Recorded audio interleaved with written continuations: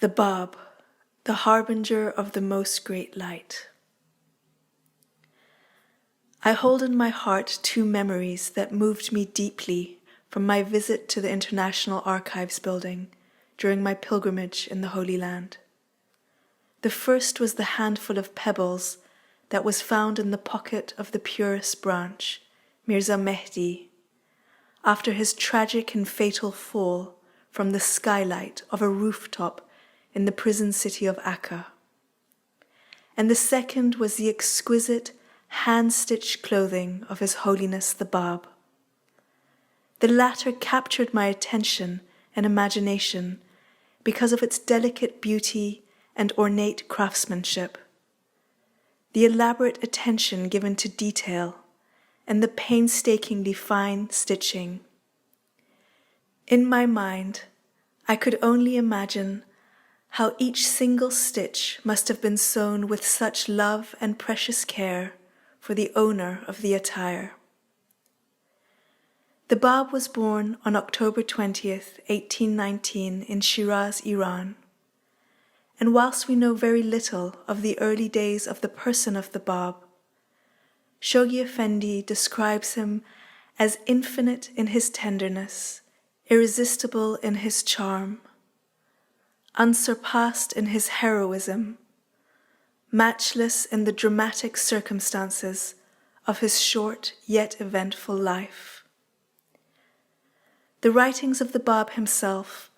are all a direct testament to him whom God shall make manifest, Baha'u'llah. The Bab affirms that of all the tributes I have paid to him who is to come after me, the greatest is this, my written confession, that no words of mine can adequately describe him, nor can any reference to him in my book, the Bayan, do justice to his cause. In a prayer addressed to Baha'u'llah, he proclaims, "Exalted art thou, O my Lord the Omnipotent! How puny and contemptible my word and all that pertaineth unto me appear, unless they be related to thy great glory. Grant that through the assistance of thy grace, whatsoever pertaineth unto me may be acceptable in thy sight." The Guardian explains that the Bab is allied, though subordinate in rank, and invested with the authority of presiding with him, Baha'u'llah, over the destinies of this supreme dispensation. Perhaps, on this occasion of the birth of the Bab, it is his attributes and titles that stir me most deeply and give pause for reflection and contemplation of his station. Baha'u'llah himself refers to the Bab as the essence of essences, the sea of seas, the point round whom the realities of the prophets and messengers revolve, him from whom God hath caused to proceed the knowledge of all that was and shall be, he whose rank excelleth that of all the prophets, and whose revelation transcendeth the comprehension and understanding of all their chosen ones. Abdul-Baha further extols him as the morn of truth, the harbinger of the most great light, the one whose advent at once signalized the termination of the prophetic cycle and the inception of the cycle of fulfillment. The Bab describes himself as the primal point from which have been generated all created things, one of the sustaining pillars of the primal word of God, the mystic fane, the great announcement, the flame of that supernal light that glowed upon Sinai, the remembrance of God, the Ra'em promised to the Shias, the Mehdi awaited by the Sunnis, the return of John the Baptist expected by the Christians, the Ushidharma referred to in the Zoroastrian scriptures, and the return of Elijah, anticipated by the Jews.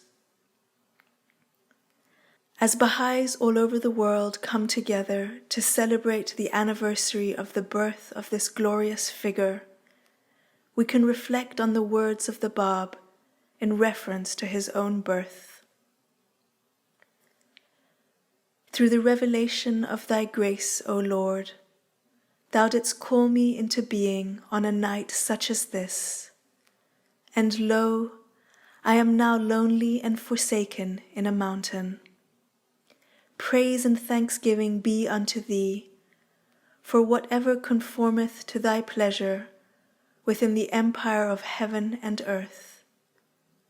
And all sovereignty is thine, extending beyond the uttermost range of the kingdoms of revelation and creation. Thou didst create me, O Lord, through thy gracious favor, and didst protect me through thy bounty in the darkness of the womb, and didst nourish me through thy loving kindness with life-giving blood. After having fashioned me in a most comely form through thy tender providence, and having perfected my creation through thine excellent handiwork, and breathed thy spirit into my body through thine infinite mercy, and by the revelation of thy transcendent unity, thou didst cause me to issue forth from the world of concealment into the visible world, naked, ignorant of all things, and powerless to achieve aught. Thou didst then nourish me with refreshing milk, and didst rear me in the arms of my parents with manifest compassion, until thou didst graciously acquaint me with the realities of thy revelation,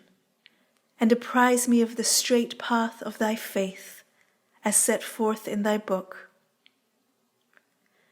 And when I attained full maturity, thou didst cause me to bear allegiance unto thine inaccessible remembrance, and enabled me to advance towards the designated station, where thou didst educate me through the subtle operations of thy handiwork, and didst nourish me in that land with thy most gracious gifts. When that which had been preordained in thy book came to pass, thou didst cause me through thy kindness to reach thy holy precincts, and didst suffer me through thy tender mercy to dwell within the court of fellowship, until I discerned therein that which I witnessed of the clear tokens of thy mercifulness, the compelling evidences of thy oneness, the effulgent splendors of thy majesty, the source of thy supreme singleness, the heights of thy transcendent sovereignty, the signs of thy peerlessness, the manifestation of thine exalted glory, the retreats of thy sanctity, and whatsoever is inscrutable to all but thee.